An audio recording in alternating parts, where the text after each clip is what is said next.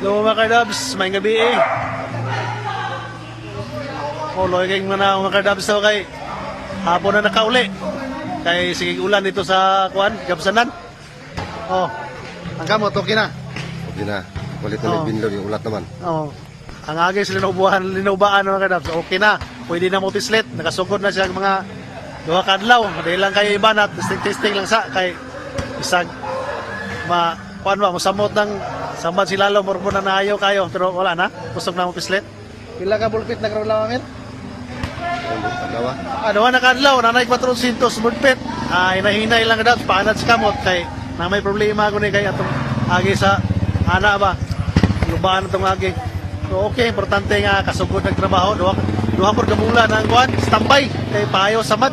Okay mga kadabs, tuyo lang ko nag-video karon kay wala na may ka-upload. May content na himo. Kani mo na nag-upload karon.